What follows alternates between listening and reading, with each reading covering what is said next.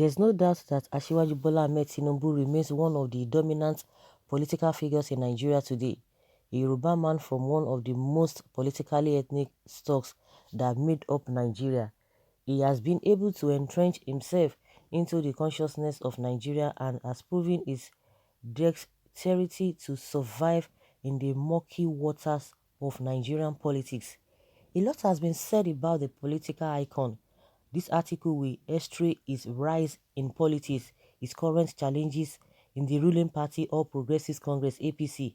He helped to midwife his rumored presidential ambition to succeed President Buhari in 2023 and to cap it all, the need to rebrand himself.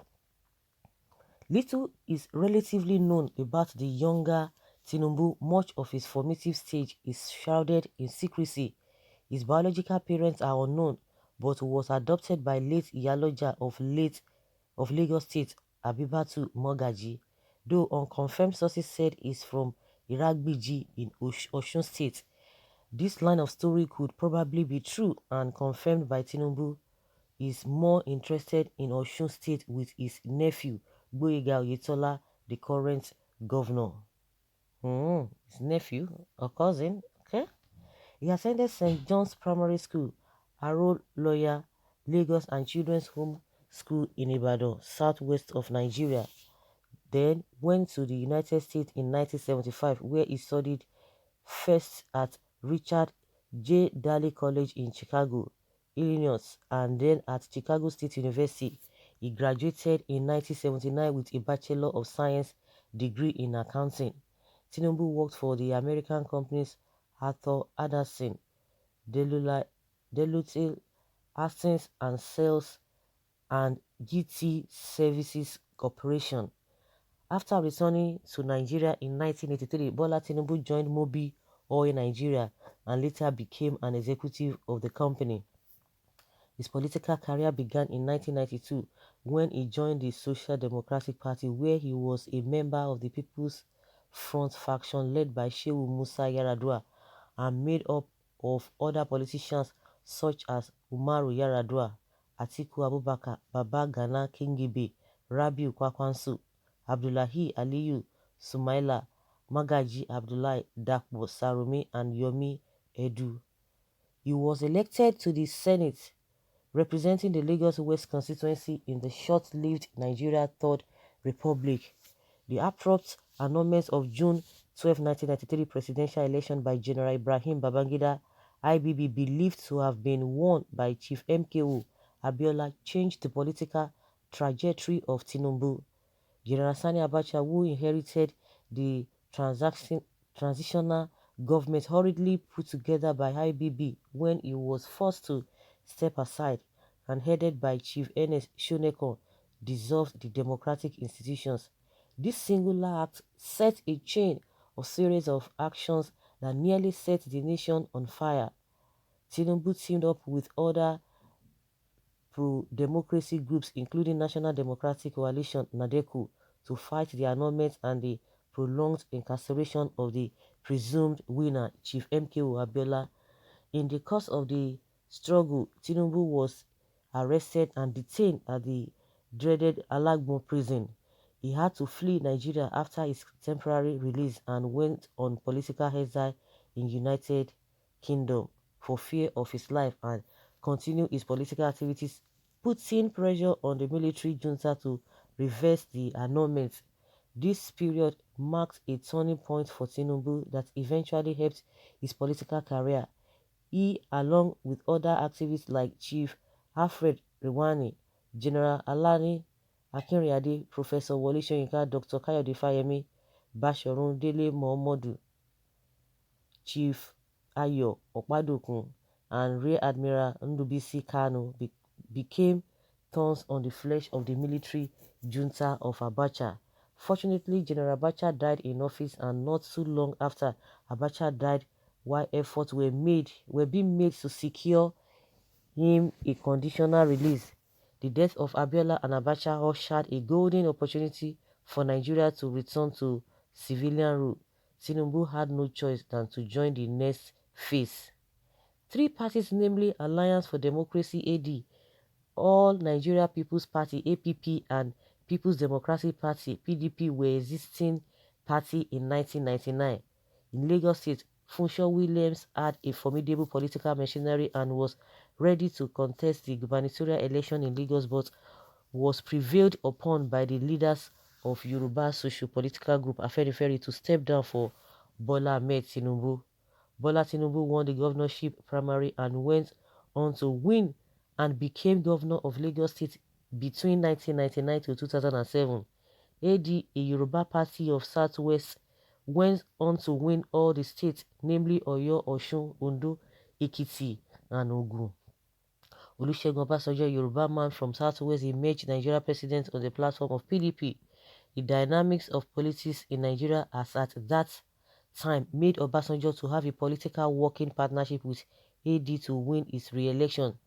Tinubu pointed the dangers of having a working relationship with an opposition, but his pleas fell on deaf ears. The political tsunami in 2003 general election swept all the AD governors in the southwest, leaving only Tinubu that won his state convincingly. Other states like Ondo, Ekiti, Ogun, and Osun were won by PDP candidates. By the time Tinubu completed the second term in 2007, he refused to go to the Senate like other ex-governors of his class, but stayed back in Lagos to recover some of the lost seats in Southwest to opposition party of PDP. The political sagacity of Tinubu and his doggedness came to the fore when his efforts paid off after joining forces with former National Labour Congress leader Adams Oshomole to reclaim his stolen mandate in Edo State in 2008. Oshomole ruled from 2008 to 2016, completing 2 terms before handing over to his successor, Godwin Obaseki. Tinubu joined forces with his former NADECO colleague Dr. Kayode Fayemi to secure a favorable court judgment in October 2010 that sent Engineer Segun Oni, a PDP candidate, out of office. He capped his political success by securing another favorable court judgment in favor of his former commissioner in Lagos, Rauf Aregbesola, to remove Chief Olagunsoye Oyinlola, another PDP candidate in Osun State. The golden moment of Tinubu's political career peaked when he joined forces with other opposition figures to win against the ruling government of Goodluck Jonathan of PDP and elected the current President Muhammadu Buhari in 2015 presidential election. Tinubu was instrumental to Buhari's success because as a towering political figure from South, he was able to mobilize and garner substantial elusive Southern votes. He midwifed the handshake across River Niger and extended it to North, instrumental to the mergers of the legacy parties of Action Congress Party, ACP, All Nigeria People's Party, AMPP, Congress Party, CPC, All People's Grand Party Alliance, APGA, that metamorphosed to All Progressive Congress, APC, the ruling party. Buhari, who had tried unsuccessfully 3 times in the past, will forever be grateful to the political mastery of Tinubu. Tinubu was given his dues in the government and had the opportunity to make inputs in key major appointments. For example, the Vice President Professor Yemi Osinbajo is a nominee of Tinubu, so also the former chairman of Federal Inland Revenue Service (FIRS), Babatunde Fowler, is given the title of the national leader of the ruling party, but this could be likened as a political subterfuge because according to the status of the party, Mr. President is the national leader of the party. Okoko. The party faced internal squabbles due to conflict of interest among groups that formed the government in the first term. For example, the executive arm of the government had running battles with legislative arm that invariably stunted the smooth running of government affairs and the party. The crack between Tinubu and the government of Buhari became noticeable in 2018 when Senator Remi Tinubu complained publicly about the exclusion of her husband Tinubu in decision making. I was hurt according to what he said. She said, "You know What they did to my husband after the campaign, Mrs. Tinubu said during an appearance on TV Continental's Your View in Lagos. Occasionally, I would chip in and say, you are still helping out. What are you helping out? While Tinubu was losing grip at the national level, he was also losing in the southwest region. In Lagos State, where Tinubu holds sway, he had to contend with the Abuja boys led by his godson and ex-governor of Lagos State, Babatunde Fashola. In arriving at the joint ticket, Babajide Sanwo-Olu and Obafemi Hamzat as a compromise candidate in 2019 governorship election. Deputy Governor Hamzat represents the Abuja boys while Sanwo-Olu represents the Tinubu's camp. Both went to win the election to replace Akinwumi Ambode-led government. Tinubu's candidate in the last Ondo governorship election, Abraham Shegun, failed at the primary, while Rotimi Akeredolu, ably supported by the federal government, won the election in 2015. This year's election, that is halfway, has seen its candidate Shegun the only candidate that was disqualified at the party's primary among the 12 candidates of APC. Dr. Kayode Fayemi broke ranks with Tinubu. His campaign financed and supported by the federal government before he won his re-election in 2018 to beat Ayo Fayoshe's preferred candidate Olushola Eleka. Tinubu's candidate Adebayo Adelabu lost to PDP's candidate Governor Seyi Makinde in Oyo State governorship election in 2018. Tinubu's nephew Gboyega Oyetola was elected through a political macabre and abracadabra in Osun State. Currently, Tinubu's influence in Southwest is limited to 2 states, namely Lagos and Osun State, though his party's candidate is in charge of Ogun State. Despite the crack with the Buhari-led government, Tinubu supported him in his re-election in 2019 presidential election and Buhari won. Buhari had a slight edge over Atiku Abubakar of PDP in Southwest, a pointer to the dwindling political fortunes of Tinubu. Tinubu, though denying it, has quietly nursed the ambition to contest presidential election and succeed Buhari in 2023 general elections. He has steadily, with the support of the SY chairman Adams Ushomole, controlled the members of the National Executive Committee and the machinery. Unfortunately for him, his ambition has not endeared him to the mainstream of Yoruba leadership that viewed his ambition as abandoning the noble ideas and objectives of protecting Yoruba interests in divisive Nigeria. Meanwhile, some of the reasons suffice. One, Tinubu has abandoned the age-long quest for restructuring and federalism he agitated for when he was in opposition. Again, he sat on the fence during the incursion of the marauding Fulani herdsmen into the southwest. Many Yoruba elites were kidnapped, farm crops were destroyed. For example, elder statesman Chief Olufalaye was kidnapped and his farm destroyed. The famous statement "Where are the cows?" he made during the condolence visit to leader of Afenifere leader Chief Fashoranti when his daughter Mrs. Funke Olakunre was killed in broad daylight has put him in bad light.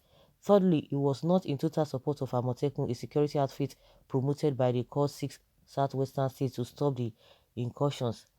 The sectional agenda promoted by Buhari's government has made a cross-section of Yoruba to agitate for Oduduwa Republic, a reaction to the continued sidelining of Yoruba leaders in national policies. For example, the Vice President Yemi Osinbajo has in recent times been relegated to the background.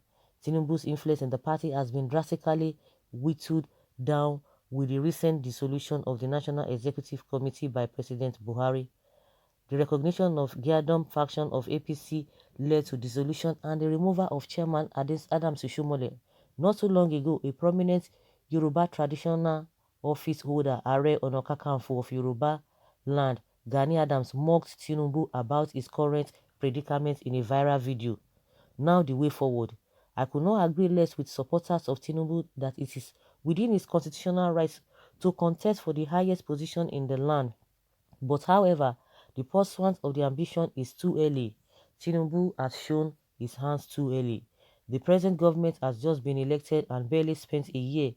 Early politicking will distract the government from its set objectives and be bogged down by partisan politics, most especially when the nation is sitting battling with the pandemic of COVID-19.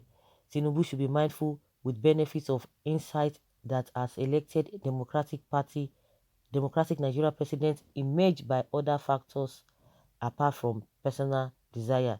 He should be reminded that mere playing regional politics and positioning his boys in key positions are not enough. Some of his boys have grown to become men with guided personal interests rather than playing second fiddle to a political godfather. Tinubu had to ban the mandate group of APC in Lagos to stop one of his closest associates and Minister of Interior, Rauf Aregbesola, from his hidden agenda. The SY National Legal Advisor, Dr. Muiz Banere, who, along with Babatunde Fashola, drafted the constitution of APC, has jumped ship. The political demographic has changed, unlike what entails in these past 20 years. Tinubu had been holding sway in Lagos State. For him to be relevant, he needs to rebrand himself to the new political realities. He could decide to become an elder statesman, playing the role of a selfless and patriotic citizen while playing partisan politics. The Hawks and the pro-northern establishment in Buhari's government are favorably disposed to his candidacy and okay, the Hawks and the pro-northern establishment in Buhari's government are not favorably disposed to his candidacy and will do anything to stop him. The time to rebrand is now, or else he could be disgraced and shamed. So guys, let us hear your opinion. Leave your comment below and let's have your take on this article